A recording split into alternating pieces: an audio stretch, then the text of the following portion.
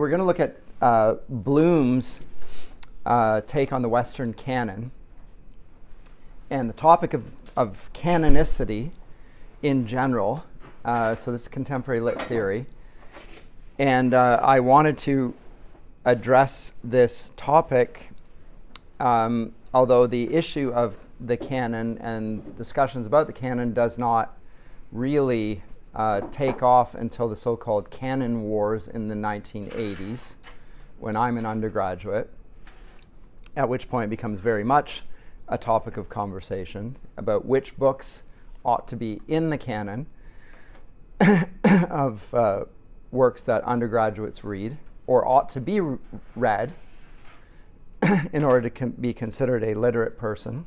So are promoted in literature departments. We're going to backtrack next time to talk about the development of English according to Terry Eagleton. So this is in a sense related to that discussion of the rise of English as a discipline and what it seeks to do, etc. And we'll try and set the context for that. But really it is about what books should be read. Because as Bloom notes, I think rightly here, and let me see if I have it on I do have it here somewhere. He notes that there's literally not enough time to read everything. So even if you wanted, and you started at very early years and you're a very speedy reader, there's not nearly enough time to have read everything that is considered substantive. Never mind just written. That's just obviously literally impossible. And you would do so in your own language, never mind in other languages and cultures. So there's going to have to be some sort of focus on certain books, just from the pure volume perspective, and I think everybody acknowledges that. And what's happened in Bloom's day is that there's an intense dispute over exactly what is presented to undergraduates in university. And then even, we'll note furthermore, in the 1980s, there's an expansion, this is contextualizing, there's an expansion of the numbers of individuals coming to university. In Britain and even in Canada, Canada used to have Ryerson Tech. And then it became Ryerson University, and then it got to the point where it is now, where we've got rid of the word Ryerson because Ryerson is a colonialist or whatever, or a racist or whatever ridiculous charge he was presented with. Ryerson, having learned an indigenous language and worked as a missionary and so forth, is not somehow a racist or whatever absurd charge, just because he's from the 19th century seems to be as much as anything else. But back then it was a polytechnical, and it was the best polytechnical in Canada. But then it became a university. So that was just part of a broad movement of bringing a lot more universities online in the 1980s. Same thing happened in Britain, and the same thing happened in the United States. So more students were being brought into the universities. And why that happened, you can hear various takes on it, because it happened under conservative governments even. In the 1980s, we had Reagan. In the US, we had Brian Mulroney. In Canada, so a conservative prime minister. In the UK, it was Margaret Thatcher. So why? And some think that in the UK it was because Thatcher was irked by Oxbridge. Even though she went to Oxford, she was irked with them and wanted to reduce their sense of influence. She thought they were all Marxists. And she's probably right, of course. But is that the reason why universities were expanded and the numbers coming into universities? And to some degree, that raises the question, what were the universities intended to do? Because at that point, you get the inflation of the numbers of students going to university. And why would you want more students going to university? And if the idea of the university was to expand the number of people who had the abilities of previous university graduates, you could argue that the idea was to create a greater, more meritocratic society. So more people who were capable of competing on merit for what was previously a job pool for the elite.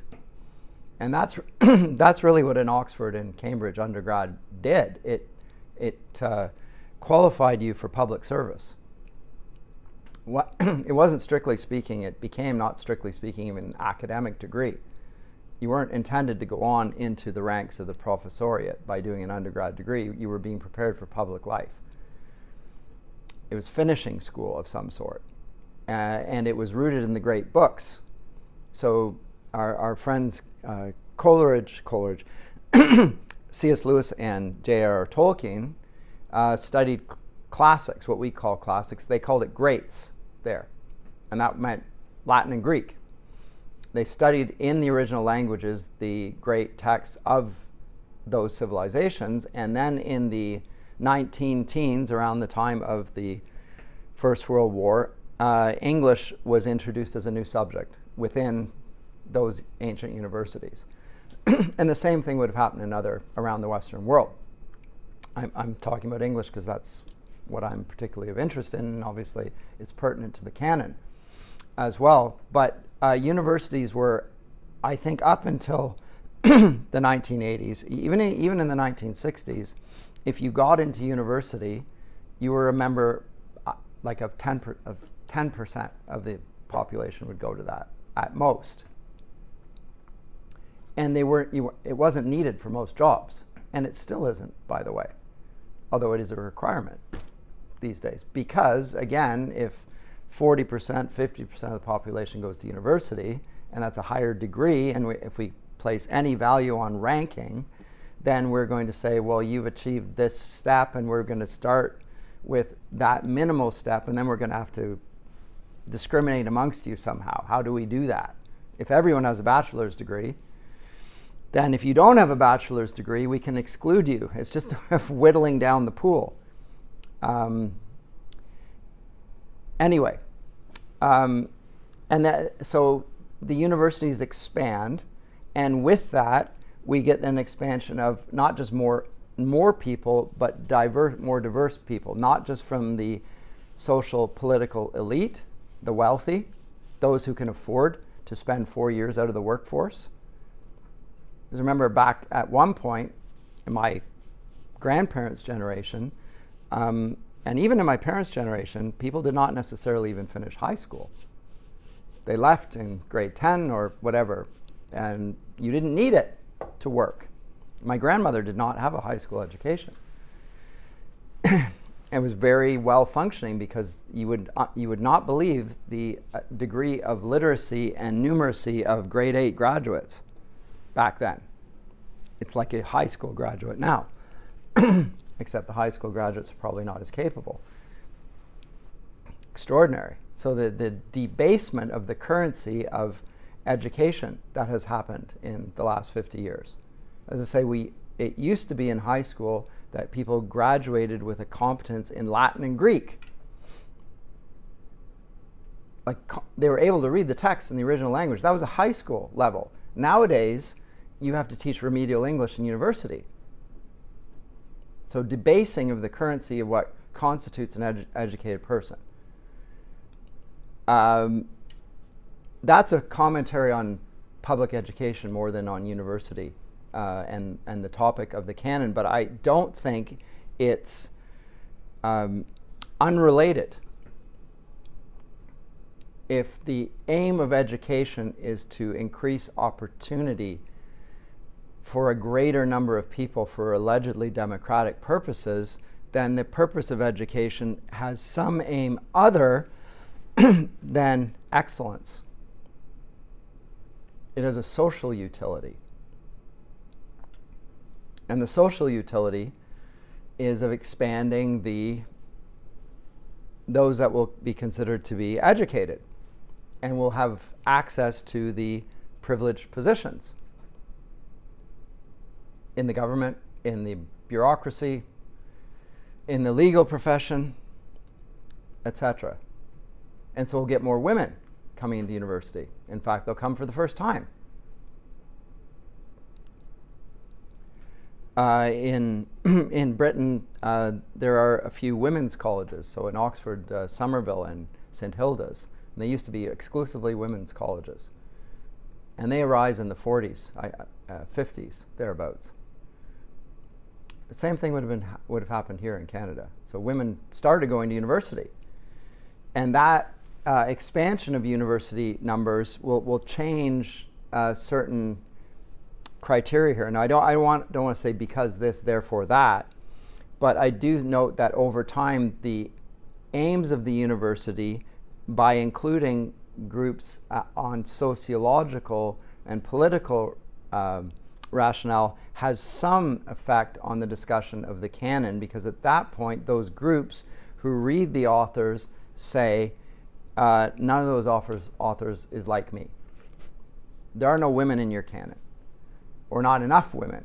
There are no groups from this area of the world. There are no Africans in your canon. There's no Asians in your canon. There are no South Americans, whatever. In your canon of works that need to be read, I don't see anyone like me, and I find that odd.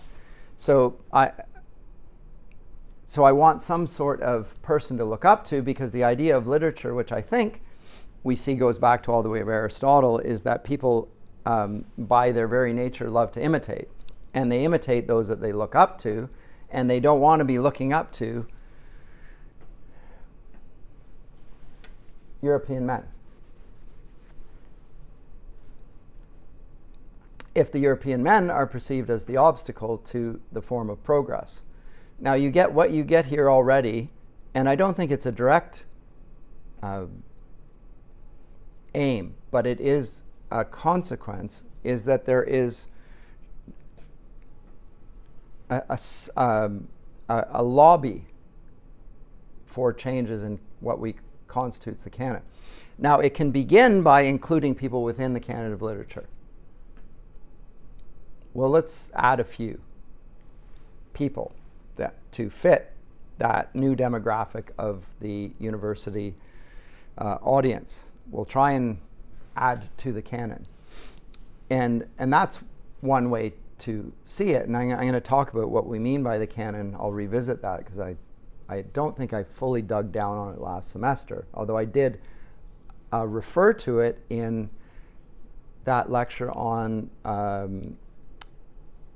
Hellenistic literary theories, which I think I talked about with Horace.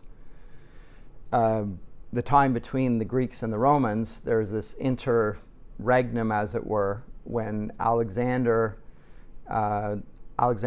empire dissolves and the Roman Empire has not yet just arisen, and there are Greek scholars who come up with the terms of criticism, and one of the terms is the canon. And by that, they are referring to the Greek literary greats. And the Romans will pick that up, and they will not replace them. They do regard the Greek literary greats as worthy of merit and worthy of study. And in fact, if you're going to be educated, you must read these works. And there's a normativity there in terms of genres as well. They'll establish 5 different genres, as well as certain authors that fit within that. So that's a sort of a canon, and that's even before we get to the idea of a biblical canon. The idea of a biblical canon, by the way, has a different source. I'll get into that in a second as well. The question that really arises around a canon, the word canon means a measure, by the way. We used to have these in classrooms, we don't have them anymore, a wooden ruler, a big ruler, by which other things were to be judged. And I still think that this is useful in all discussions of merit, is not to think that merit is an absolute thing, but rather a comparative thing in some sense, although the comparisons may point to an absolute. So the reason this is better than that is because there's a standard, as Plato argues in his works, of justice that we all intuitively know, or of beauty, or of goodness, or of truth. Those are in some sense intuitively known, and these works represent that in a very profound way. But we can see that Homer is superior to Maya Angelou by comparison. And the comparison isn't just one to the other, but both to a other standard of excellence. I just plucked her out of Maya Angelou because Bloom mentions her. So you will need something, and his point here at the outset, Harold Bloom's, that one of them is the consideration of canonicity is simply practical. You have to. There's only so much you can read in a lifetime, and as a professor at a university, I only have so much time on a given course. And so I have to select. And then the question that needs to be considered at that point is, what am I going to choose and why? And what am I going to exclude? And exclusion isn't necessarily based on I don't want that, but if I choose that, then I can't have that, and which would I rather have and why? Which works am I going to choose? Why am I choosing them? And if I choose them, what am I going to, just simply by dint of time, exclude? And it's not because I don't think they should be read, it's because I can't deal with everything in the course. It's just simple space and time. And then the question arises, even if the notion of canon is invented by the Hellenistic critics, should we regard their view as normative for us today? Are the great works of the Greeks, they were normative for the Romans, but should they continue to be normative for us?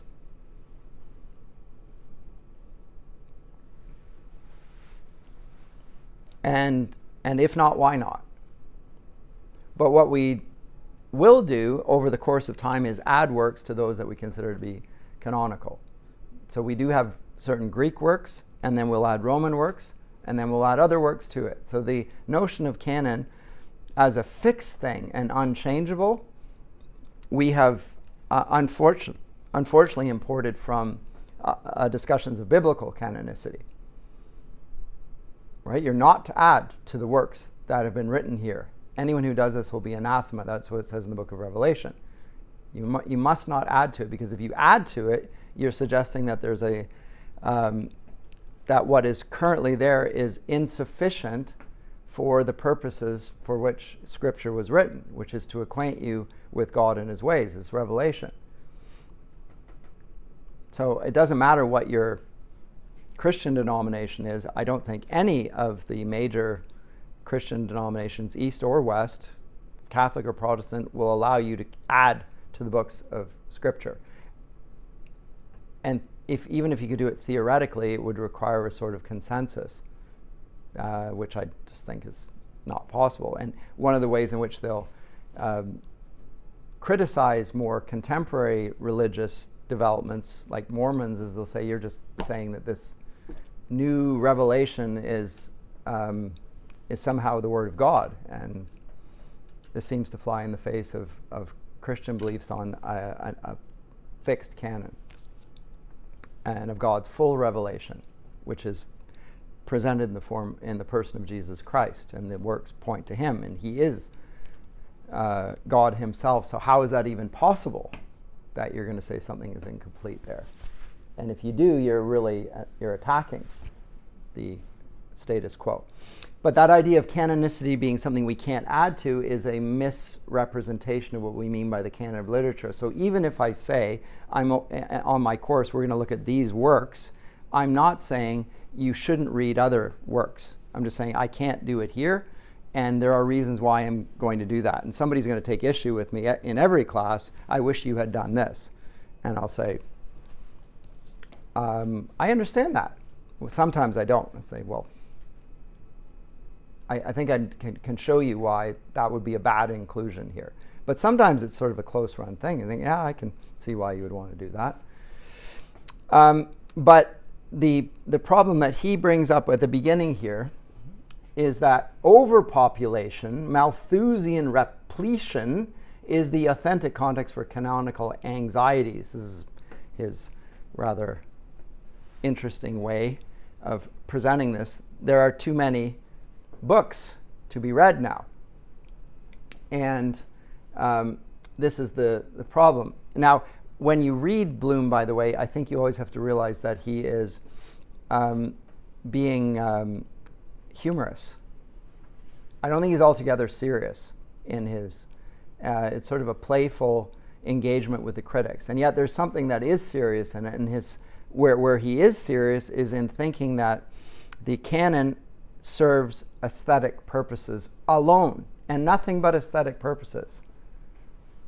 That's the purpose of the canon of literature and the Western canon. He sees it as a collection of books whose inclusion in the canon is solely on the basis of aesthetic merit. Solely. He's very strong on this. Aesthetic merit.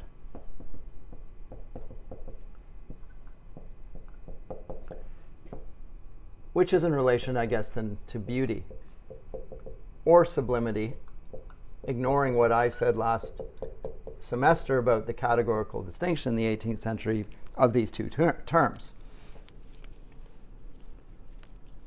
But it only appeals to that sense of delight. How about we'll put it as delight? The things we take delight in. That's the purpose of literature, is to delight us. And that's why we read, says Bloom. And the Western canon is books compiled together for aesthetic merit alone. He strongly opposes morality as a consideration here, which is an extraordinary position to take. Now, this is the defender of the Western canon, you have to realize. When he writes this in the early 90s, I think it's 1994, he is defending against what he calls what does he call them, his critics? School of resentment, yes. So these people who are just motivated by envy and resentment, wholly negative emotions, are just not readers at all. Or they're readers that are moved by politics or social motivations. And that's not the right way to understand literature. Well, what is the right way? Well, Bloom says to study for the purpose of aesthetic merit, and that alone. So this is the defense of the Western canon. And interesting, you'll be interested in this as well. Harold Bloom was a Jewish, I'd say an atheistic Jew, committed to a very Gnostic understanding of life. You can see other works written by him. And he's also a Romantic scholar. And I think that's also key to his development. But he is a very influential figure, I will say to you. And I like him in many ways. I just enjoy him. I think he's funny and fun. I don't agree with him on almost anything. But I still find him interesting. But he's opposed to the idea of the canon including a concept like goodness, let alone truth. And in so doing, I think that he abandons the whole humanistic tradition, going back from the ancient world all the way up to his contemporaries. So he's a very unusual figure, he loves Oscar Wilde, and that's because he is in the camp of Oscar Wilde, who believed that art was for art's sake. An aestheticist, very committed to a type of reading and lifestyle which is highly individualistic. And Bloom even presents it that way. In fact, I think he says right here that the canon, once we view it as the relation of an individual reader and writer to what has been preserved out of what has been written, and forget the canon as a list of books for required study, will be seen as identical with the literary art of memory, not with the religious sense of canon. So it's something that individuals, and it's for individuals. The canon then is for individuals. It doesn't have a broader humanizing function. And it's something that you choose then. And here's Mr. Bloom's canon then, as an aesthete. But it doesn't serve the purpose of humanitas then, which the tradition of the Hellenistic critics would most certainly have held. That's why we read, to be educated. Mr. Bloom's notion of canonicity is not for the purposes of education, it's for the purposes of titillation or delight. That's it. But we saw last semester that even in Horace, he sees that there are two purposes, at least, for good literature, and one of them is that Bloom excludes is to teach and to delight. Augustine adds to move to that, to teach, to delight, to move.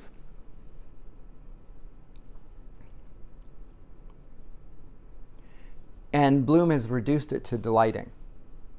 And I don't see what the difference is in certain respects between great works of literature and entertainment at that point. It's just one's highbrow and the other's lowbrow. At that point, the criticism of Eagleton that we may as well read Mills and Boon or Dilbert or Snoopy or some comic books and call them great literature rather than Shakespeare seems to me hard to resist. What's the difference there then? Why should we read Shakespeare? Bloom's response is that it's aesthetically superior, and the aesthetic superiority will be on the basis of something close to what Eagleton calls the imagination. So remember that what we said last time, Eagleton is going after those who call literature imaginative writing. And I guess Bloom might be a person that would fit that description then. He's a romantics scholar. And he views the merit of literature as simply imaginative writing, in which case fiction, in which case also removed from all consideration of goodness and truth and social function and personal development. And it becomes obviously conducive to Bloom's notion of himself, which is that he sees himself in intellectual terms much akin to the Gnostics. He is part of the intellectual elite. Gnostics are always idealistic and also claim a sort of special knowledge, which the rest of us don't have because we can't enjoy it. I'm better than you. And of course you don't understand, you benighted souls. So it's an extraordinary thing to come up with this idea of a canon of literature based on literary merit, but literary merit only being understood in terms of beauty. And I wonder if Keats is actually wholly serious when at the end of the Ode on a Grecian Urn he says, beauty is truth, truth, beauty, that's all you know on earth and all you need to know. That's what the urn says, by the way. Does Keats agree with that sentiment? That it's just about beauty, that beauty is truth. That's your credo in life. It's just the pursuit of beauty. Well, it does sound like Keats is moving in that direction at any rate. And certainly Oscar Wilde would have read Keats that way. So backdrop for that then. So I'm giving you a lot of backdrop to a backdrop, and then there's another backdrop.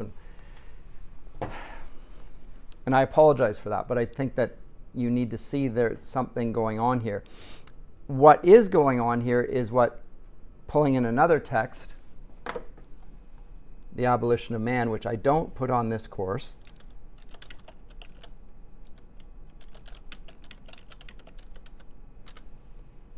Let's see if I can, there we go. At the outset of this lecture, delivered publicly, is the topic about the waterfall, and one calls it beautiful and the other calls it sublime, and there's a great bun fight that ensues at that point amongst them. Coleridge is disgusted by him calling it pretty and the other calling it sublime, and the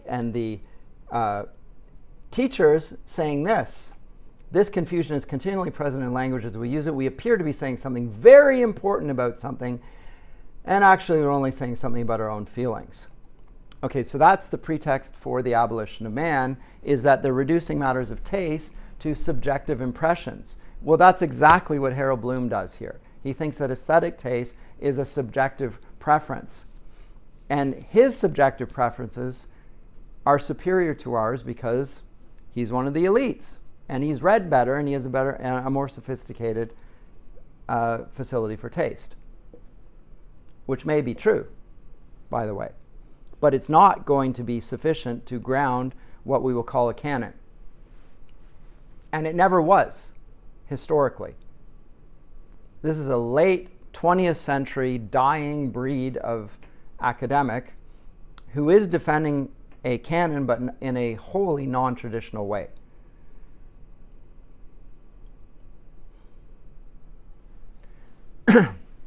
Wholly non-traditional. Because what Lewis observes in The Abolition of Man is that when we talk about this issue of beauty, and the critics say that it is as Bloom admits it is, we are jettisoning the whole of the Western tradition with it. And that includes the canon and the justification for the canon. And the justification for the canon came up because there is at issue is whether there's this thing called the Tao, which is our notion of goodness at stake. It's not just aesthetic sensibilities, it's moral sensibilities. And are these merely individual, or are they true of all people? And Lewis says, in the field of education, the educator always understood that what was at stake was matters of goodness and truth as objectively real things. And if we don't hold on to that, we've got rid of education altogether, and we're just we're involved in an ideological war. Now, this is before the 1960s critics. This is written in 1942, I think. I'm always bad with things like this. What does it say here? University of 1943, originally published 1943. 1943, in the middle of the Second World War. He's complaining that the education system is now, and the school teachers who are producing the textbooks are encouraging children to think that the realm of aesthetic appreciation is merely subjective. And that's not real stuff. Real stuff is what the sciences do. And so we have I don't know what's wrong with my voice today. There is a war between the humanities on the one hand and the sciences on the other. It's not the battle of the books of Swift's day, where we have the ancients and the moderns. It's the sciences versus the arts. And the arts deal with subjective, personal matters which have no objective standing whatsoever. At that point, you have eviscerated the humanities as a whole. So when Bloom is talking about a canon of literature here, I actually think this is the thin end of a wedge of a much larger issue, which has now bled over into the universities as a whole. So in the 1980s, the 70s, the 80s, the 90s, through literary theories, there are, but I think long before that, even going back to C.S. Lewis's days, there's a question of what we do in the humanities and the basis for it. And the educators regard what happens in the humanities to be basically irrelevant because subjective. There's a few dinosaurs like Harold Bloom that will stay, on their last gap defending aesthetics and beauty that they perceive and want to be left alone to read their own books.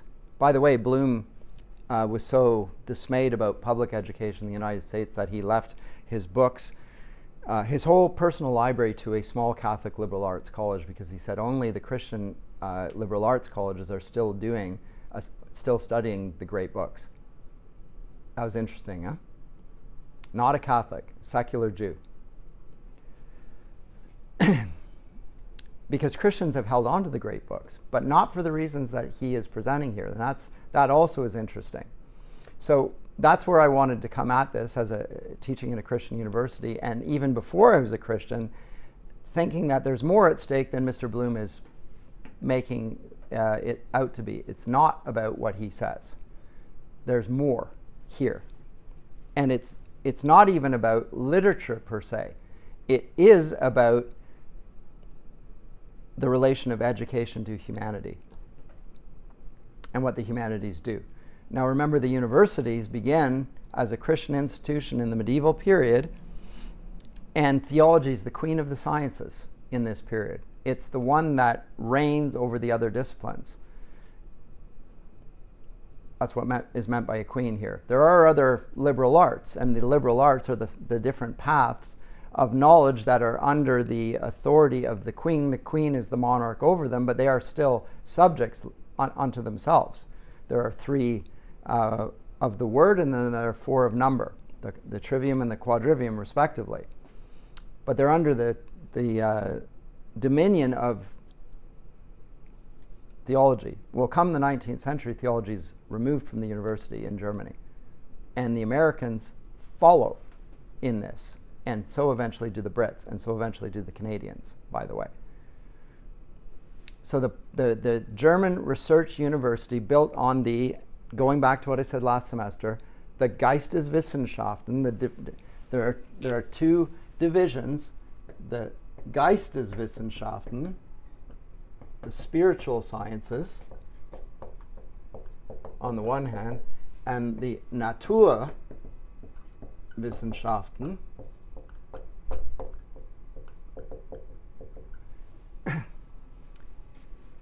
we in English have to translate because it's spiritual sciences sounds really weird.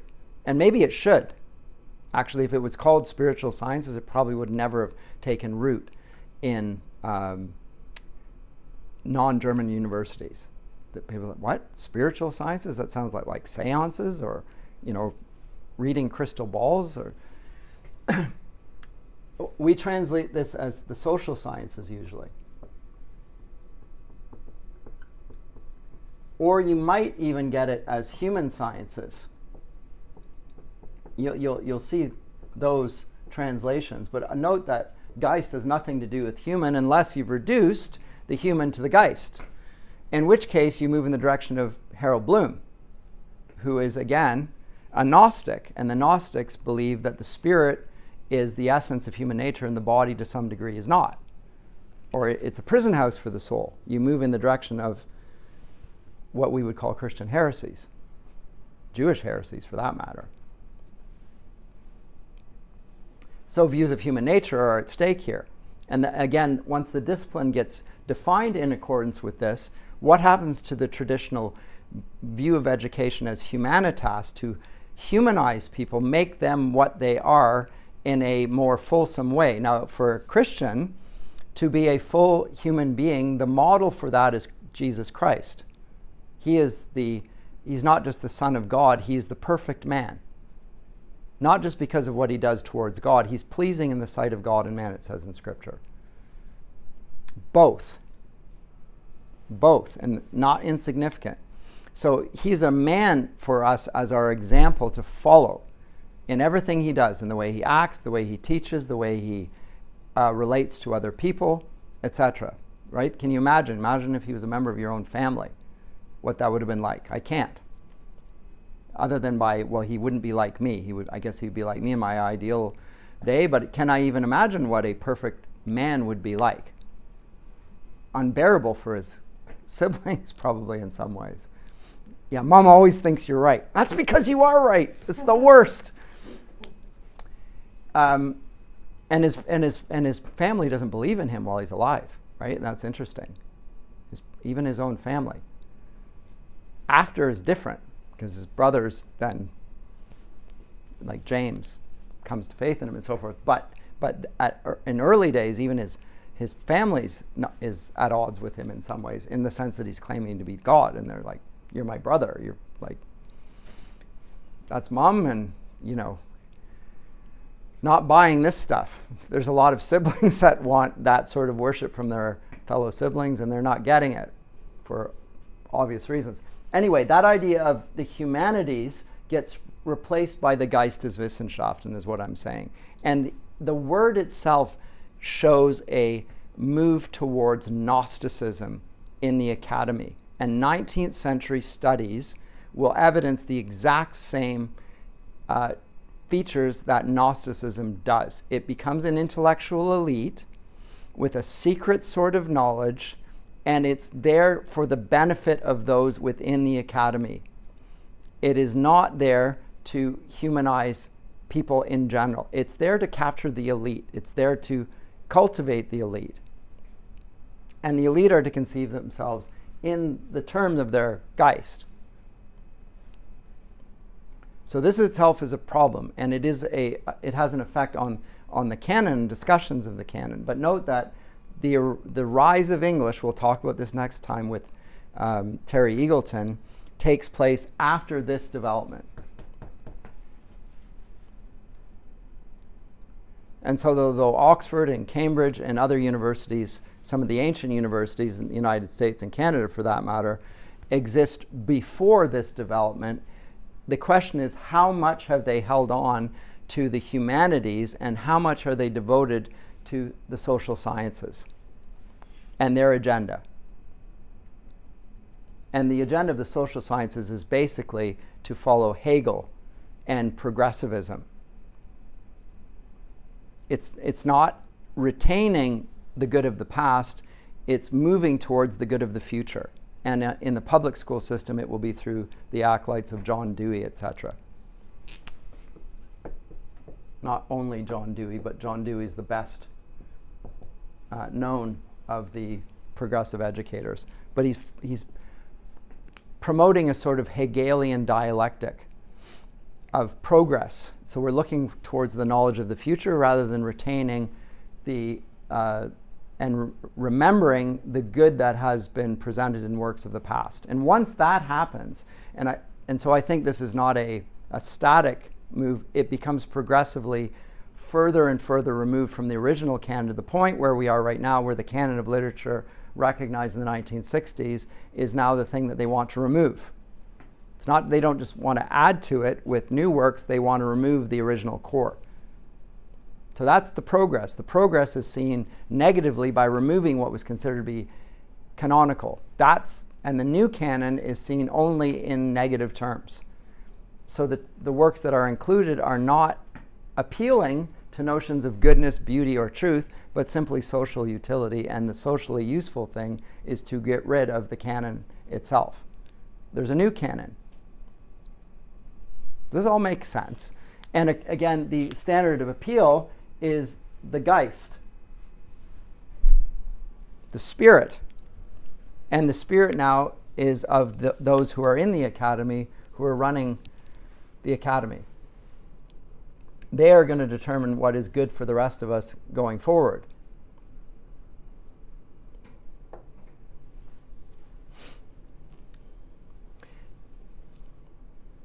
Does that make any sense? I'm trying to, as I'm drawing broad brushstrokes here. Back to Mr. Bloom. Now this is interesting. This is, I think, page 3 of the handout that I gave you. No, it's page. No, it is page 3. Memory is always an art, even when it works involuntarily. Emerson opposed the party of memory to the party of hope. Emerson, the transcendentalist American philosopher, very much influenced by the Romantics, sees the party of memory to some degree as the traditionalists, those that want to hold on to the past, to the party of hope, which is those that want to look forward to the future. And he'll be in the party of hope, which will be forward-looking. And in all of this, the issue that you're going to need to consider for yourself is what are we doing when we educate? What are the aims of education? For a Christian, it's going to be enunciated in Deuteronomy 6.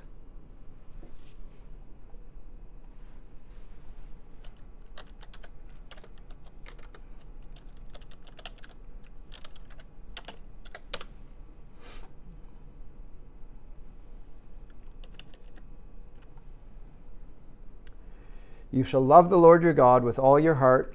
Hear, O Israel. All your heart, all your soul, all your might. Jesus calls this the greatest commandment. Because he's asked, right? What's the greatest commandment? Of all the commandments in Scripture, what's the greatest? He cites this one from the Shema. And what's the context for the Shema? Shema is hear, O Israel, right? Shema, O Israel. The Lord is one, and you will love him with all these. And these works I command you today shall be on your heart. You shall teach them diligently to your children. So it's an educational mandate from one generation to the next. That's the context for the Shema. And the Shema encourages us to love God. So with this, we have what we saw last semester, Augustine called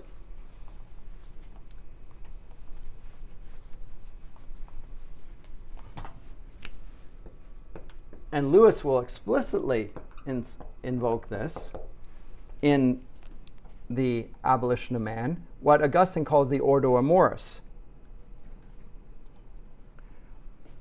The order of love. There's love, and then there are gradations of love.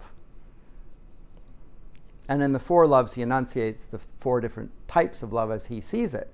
The highest of which is caritas, charity. Or in the four loves, he calls it agape love.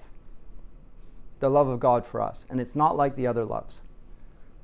God's self-giving love without merit on the party who has bestowed this love. We don't merit God's love, whereas all the other loves are based on merit. We find something lovable in the object. Whereas in the idea of charity or agape, God loves us because he loves us. It's not because we deserve his love. We clearly don't deserve his love. So there's no comparison here.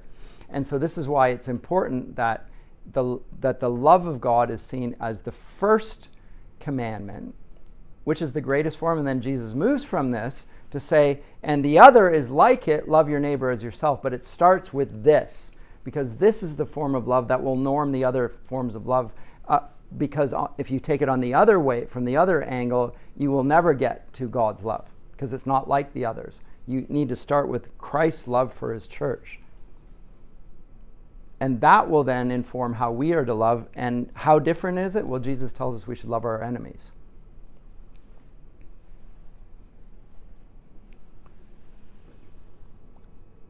Love those who hate us. That's what God's love is like. That's what his love is like. That will change all of the earthly loves. So that's the ordo amoris, and it's related to the mandate of education. Now, note this, you will teach them diligently, and when the Lord your God brings you into the land that he swore to your fathers, to Abraham, to Isaac, and to Jacob, to give you with great and good cities that you did not build, and houses full of all good things that you did not fill, and cisterns that you did not dig, and vineyards and olive trees that you did not plant, and when you eat and are full, then take care lest you forget the Lord, who brought you out of the land of Egypt, out of the house of slavery. So you are to remember. And what are you to remember?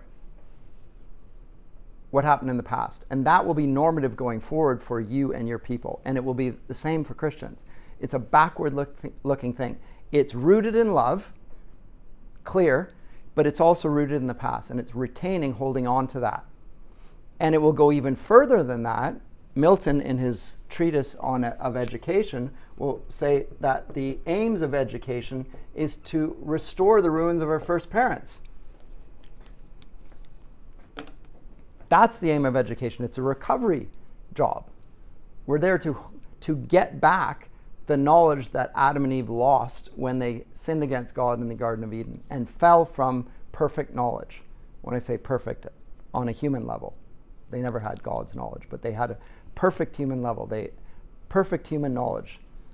They understood things as today scientists only dream to understand. And they could name things, and that would be its character. So a type of tree, he would name it, and God said, that's what it is. Yes, you've judged it rightly. You're not arbitrarily making a noise, a grunt and a cry that was waiting for social acceptance, because there is no social acceptance. There's just Adam there in the garden. right? There's no society that will say that this is the word that's being used from now on. Adam says, that's the name of it. I'm going to call it this. God says, yes, that's right. So there's the social acceptance, if you will. It's God saying, right? That's the name of it. Adam has understood what he's describing then with the words. So it's a deep understanding of things distinct from other things. And interestingly, it happens in Genesis 2. Adam is effectively replicating in a very limited way, but still replicating what God has done in Genesis 1. When he speaks and distinguishes the night from the day, the land from the waters, the air, the different types of creatures and so forth. And then Adam is breaking that down in smaller ways, saying this is the type of bird it is, or the type of animal. But he doesn't create the animal categories. That's already there. And so that fits in with Coleridge's idea, I think, of the secondary imagination. It's the primary, which God does, which we have to have in mind in order to use the secondary, but it's like I'm just trying to connect the two segments of the course here. But back to Mr. Bloom. Apologies here. The party of memory is, so Emerson opposed the party of memory to the party of hope. Some wanted to see the way education would take place in terms of holding on to the truths that have been passed on from generations. Another had a more progressive and hopeful view of what education could be. Context for that is the development of public education right in that, and the progressives take public education. And it becomes more and more progressive over the course of time. When John Dewey comes along, it becomes wholly so. So education becomes progressive, and at the point that it's progressive, it ceases to be canonical in the original sense of being there to humanize, because we have a fixed view of human nature related to the person and work of Christ. That's the original aim of humanitas for a Christian civilization. By the way, this has nothing to do with denominations.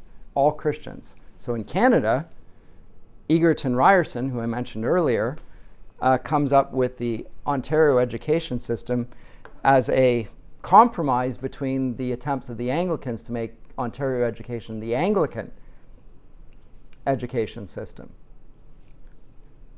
Bishop Strawn and the Family Compact wanted education in Upper Canada to be Anglican. Ryerson is a Methodist and says, we're not going to have a state church educate in its form. We're going to have Christian education in which we'll allow those distinctives to be expressed from different denominations in their own contexts. So the Baptists can go to the public education system, the Presbyterians can, the Anglicans can, etc. There is a distinction seen there at that stage between the Protestants and the Catholics. And a Catholic system arises more or less simultaneously in Canada. But still, that common approach, because again, they're in agreement on primary issues. What is a human being? What is the human good? What is a beautiful thing? These are all, we don't disagree as Christians at all. And so we don't need to educate in that way on having specific church-based schools, although they had them before public education arose. There was a Presbyterian school system and an Anglican school system, etc., connected to local churches, more or less, to some degree denominations. But anyway, so memory is the issue. Is the canon there works that ought to be remembered? And should one generation's memory be retained by the next generation as their good? And come the 1960s, there's a hard turn. I don't want to say to the left, but hard left turn to say, no, we don't want that memory to be in our memory. And the extremity of that position is right in our own time, that the books that were written before the 2000s maybe even the 2010s, are no longer they're removing them from the libraries, the school libraries. So it's not exactly burning books, but it's just removing them from the shelves. And the effect of this is to induce, if education is to some degree related to retaining a memory and an intergenerational narrative, the effect of it is purposeful amnesia.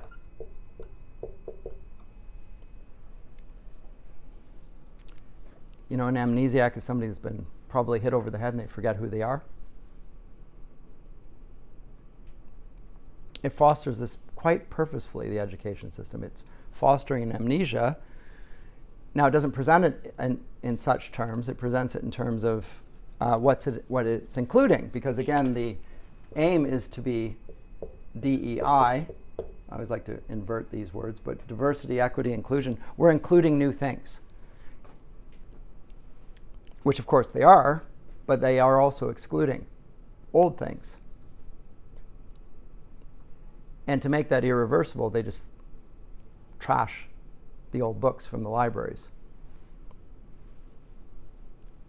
so that no one might chance upon an old book and might read something that contradicted the goodness of the DEI curriculum. It is a sort of a cultural, political move at that point. But it's no longer retaining or adding to the canon. It's an exclusive canon. So although it's called inclusive, it's wholly exclusive. And what's it excluding? It's excluding the past, including memory of the past. And the memory of the past includes what we see under Deuteronomy. And it also then is a direct attack on the Christian faith, of course. But not just that. It's also an attack on humanitas as a common feature of what we call humanity. There is no common human nature in this educational paradigm. There is only identity groups. And the identity groups are not related to the others. They have nothing in common. So you can exclude certain people from the privileged identity groups today. If you happen to be in the wrong identity group here, the only avenue open to you is to show remorse for your skin color or your heritage or something, or to feel guilty about it. If you don't feel guilty, then we're going to work with you to make sure you do feel guilty, because you ought to, because you're a bad person. And so what's interesting in the move from Bloom's aesthetics, subjective defense of things, is the swing and he says that goodness is never an issue. Well, under the new curriculum, goodness is the main issue. It's all about justice, social justice. And so what I would say then is that Harold Bloom's defense of the canon on aesthetic grounds is totally inept and ill-equipped to deal with his opponents, who have a much higher view of education than he does. They at least think that goodness is at stake and justice. And in that, I think they're correct, by the way. I think justice is always one of the aims of education, and has been as far back as, well, in our course material, as far back as Plato. But it would be long before that. We just began our course last semester with Plato, discussions of justice. But Lewis in The Abolition of Man will connect these views with the way, or the Tao, and he will then pull in every major religion and show how much they share in common in relation to what we will consider the good or the just, and thereby argue a moral objectivity to human nature, which is what we share in common with other people. But as I say, so we cannot defend the canon of literature on aesthetic grounds. We have to appeal to something else, something more robust. And as I said last semester, we looked at defenses of the canon that were rooted in much more than aesthetics. So Bloom is not going to do for us. As much as what he says about his critics might be correct, that they're a school of resentment, his school is one of aesthetic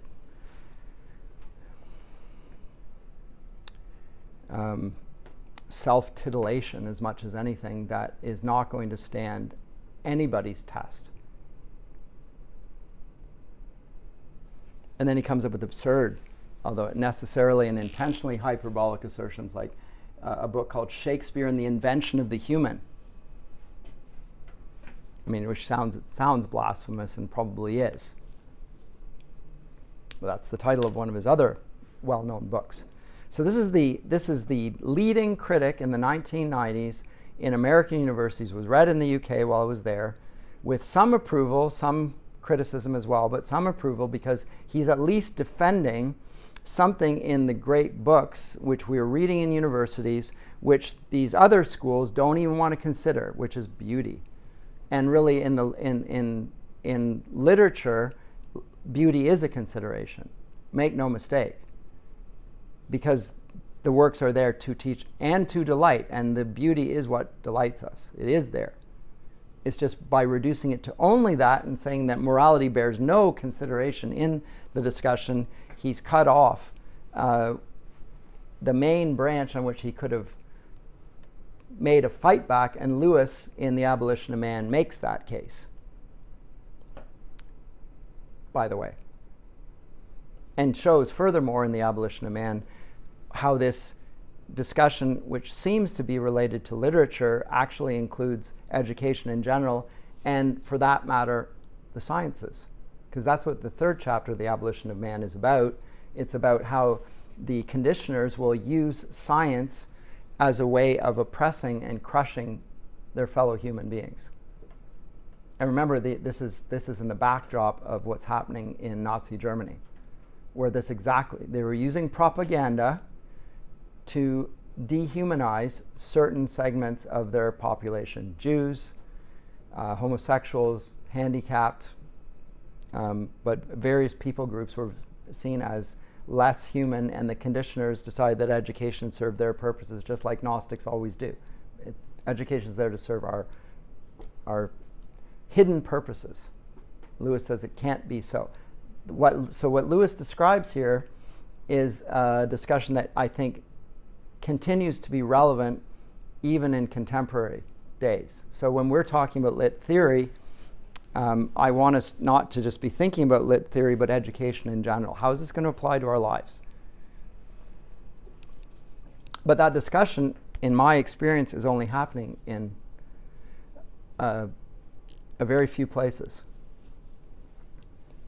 Let's say in the 80s, lit theory was regarded as a minor irritant in the English departments. And outside the English departments, other departments would be laughing at the English department for having the lit theory people in there.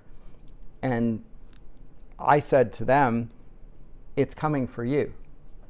Because the implications of this, if it can't be fought off within English, are going to spread out because it has a much bigger aim and effect than you're giving credence to. It will affect the entire university, and it has done that now. It's including the sciences. Because what we regard as central to education, in other words, the canon, is going to want to be affected by the progressives. So that even what constitutes knowledge, and they'll have white man's truth, and they'll have native notions of truth and so forth. And when we come to that, they will even dispute the laws of logic even apply. The laws of logic, which Aristotle enunciates, the three laws of logic, without which he thinks thinking is impossible, are jettisoned by our contemporaries in the academy, or at least some of them, a sufficient number at any rate, to think that they can't be contradicted, because the idea of contradiction is simply a power play. It's just a power move on my part,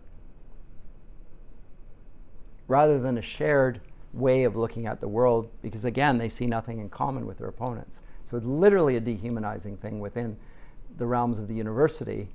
And so there's nothing universal about the university anymore. It's a polyversity. It reflects what goes on politically and socially. Do you have any comments or questions? I've gone on at some length and I didn't even get into the yes. Dr. Masson, do you think this is like kind of hypocritical in the sense that like the reason why the canon is not really like esteemed highly anymore is because it was kind of corrupted by people like Bloom that want to put subjectivity over objective truth? So I don't think there was a purposeful corruption there, although there could be. I mean, sometimes people are motivated by very malign intentions, but I think it long predated Bloom, first of all. The idea of aestheticizing the literature is there in the late 19th century. As I say, Oscar Wilde and company. In the late 1890s, there is a art for art's sake movement throughout Europe.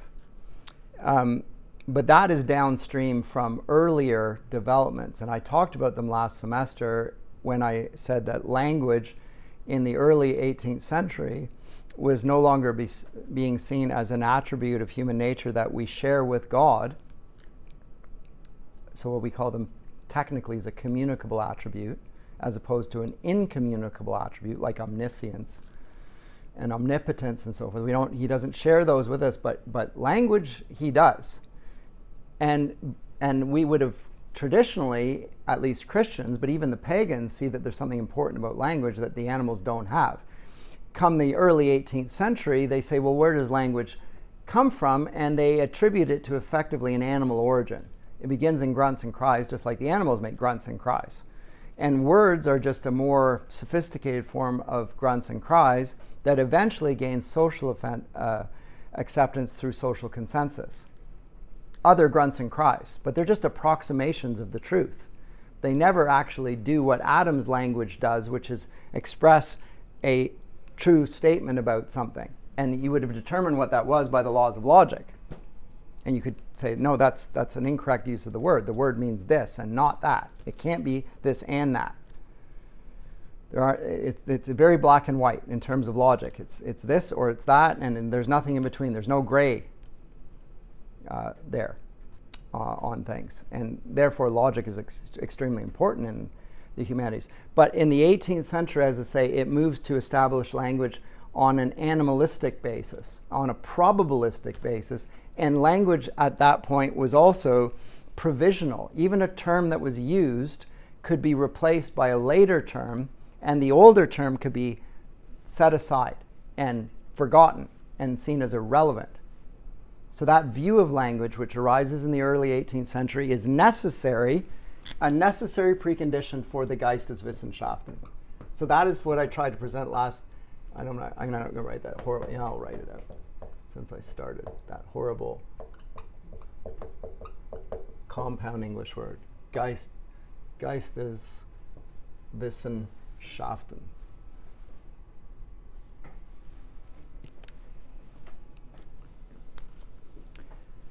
Spiritual science faculty.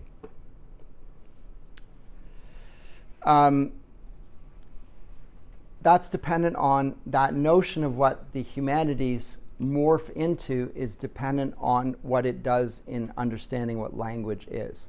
What is happening when we use language? We're reflecting on the mind.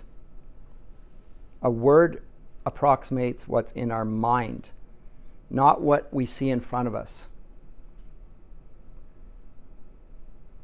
It deals with a certain theory of truth. It's not a correspondence theory of truth where the word reflects the object that we see, but rather what we have in our mind, which can change as social consensus changes. So we move into what in the medieval period we call nominalism. Nominalism becomes the normative linguistic theory from the 18th century onward. It moves more and more away from what in the medieval period you call realism towards nominalism. So nominalism goes along with the Gnosticism that we also observe in this period. And language becomes less and less a matter of truth and more a matter of social consensus towards whatever good society decides is going to happen in the universities. And universities become more and more indoctrination centers.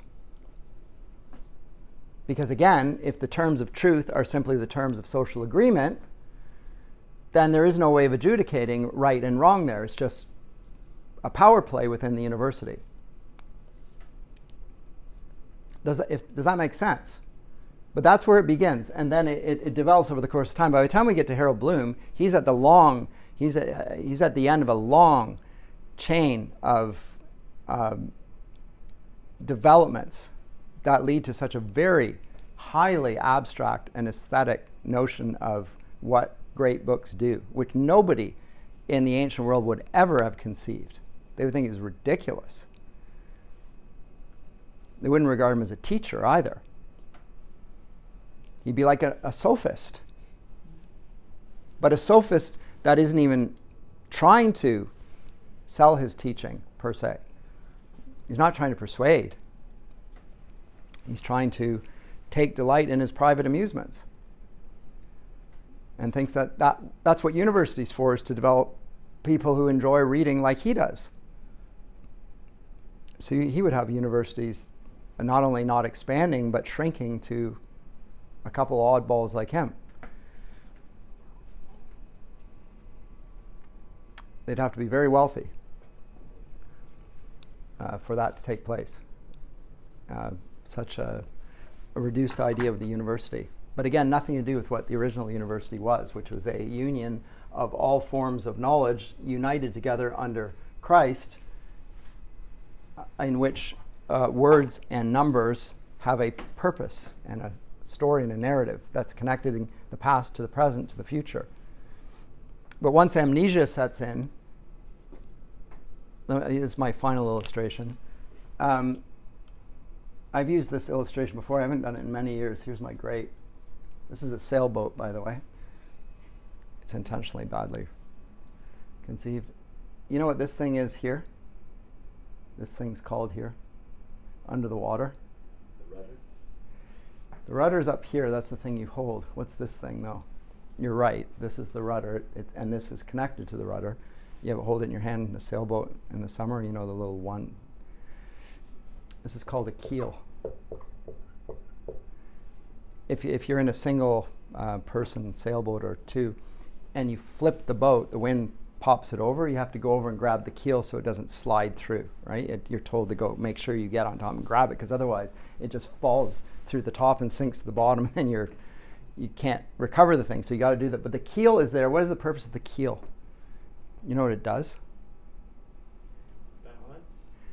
Balance? To some degree, because it's weight further down and the pressure from the water and so forth. But what does it allow you to do? Why do you use the keel? Direction. You can direct with it, correct? Because of the sailboat, you move the sail to catch the wind. And what does it do? But what does the keel allow you to do? It allows you to sail against the wind. You can actually tack back and forth using the wind, and you can actually, believe it or not quickly, but you can go even against the prevailing breezes. Now, the tradition, the great books are a keel that keeps Western culture afloat. And I would say the Word of God even more so.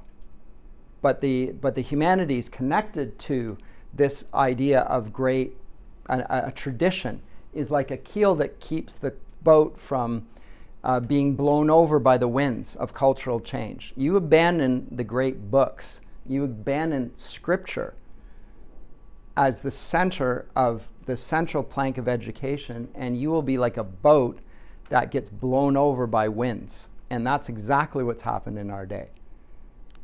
There's no way that the man on the top here, or the woman, whatever, who's holding the rudder is going to be able to go against the winds. They're going to have to blow with the winds. But if they think the keel is not just a device, but it's actually a normative, real connection with the world as it truly is, unchangeable, then that will give you the strength to resist the winds of your day. But if you don't hold on to it, you cannot do that. There's no way of doing it, because this is the grounding in reality. You could use it in a different illustration. You could talk about roots in a tree without roots gets blown over, whatever. But a keel allows you to resist wind. It's more functionally useful in the sense of an illustration. So there's the water. And this is why the classical school movement has taken on legs in recent years, precisely because there's an awareness that there's something in the great books beyond aesthetic merit which is useful for education, and it goes includes scripture, and scripture is central to it, at least in its Christian iterations, but it includes all the other great books that Christians have engaged with historically and so forth. Anyway, I'll leave it off with that because I've run out of time. Hope that is